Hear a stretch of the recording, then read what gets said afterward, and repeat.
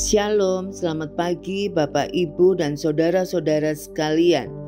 Bersyukur untuk hari yang luar biasa. Mari kita berdoa untuk menyiapkan hati kita mendengarkan renungan firman Tuhan. Selamat pagi Bapa di surga, kami bersyukur untuk hari yang indah.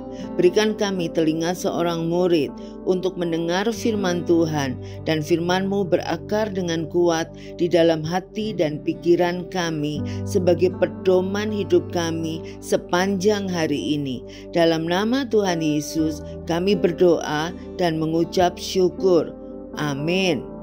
Tema kita pagi ini membagi visi, diambil dari Nehemia 2 ayat 11 sampai 20. Maka tibalah aku di Yerusalem sesudah 3 hari aku di sana. Bangunlah aku pada malam hari bersama-sama beberapa orang saja yang menyertai aku.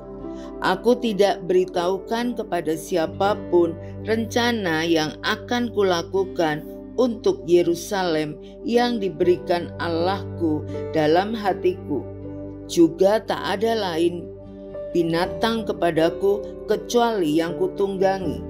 Demikian pada malam hari aku keluar melalui pintu gerbang lebak ke jurusan mata air ular naga dan pintu gerbang sampah. Aku menyelidiki dengan seksama tembok-tembok Yerusalem yang telah terbongkar dan pintu-pintu gerbangnya yang habis dimakan api.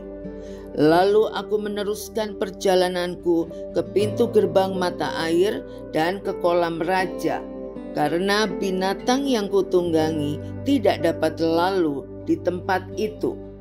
Aku naik ke atas melalui wadi pada malam hari dan menyelidiki dengan seksama tembok itu.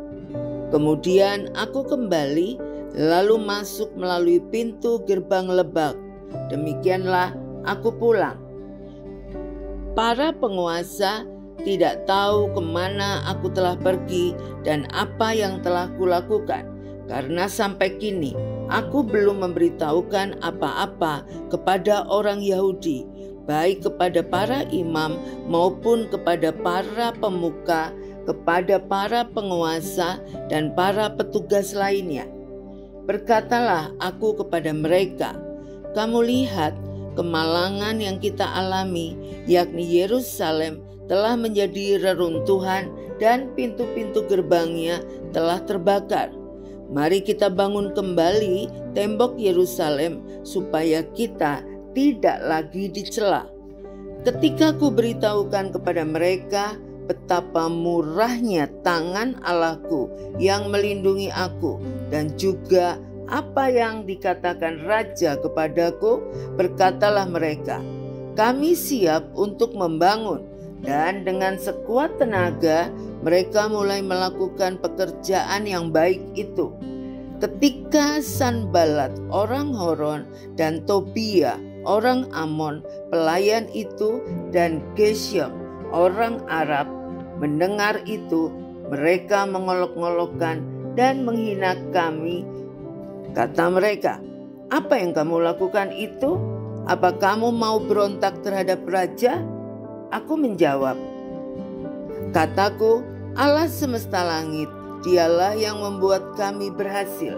Kami hamba-hambanya telah siap untuk membangun, tetapi kamu tak punya bagian atau hak dan tidak akan diingat di Yerusalem. Seringkali seorang pemimpin menjadi frustasi ketika orang-orang yang dipimpin tidak bisa sejalan dan bersemangat dalam mengerjakan tugas dan tanggung jawab mereka. Pemimpin bersemangat tetapi mereka ogah-ogahan. Mungkinkah karena pemimpin tidak membagikan visinya sehingga mereka tidak memahami visi itu?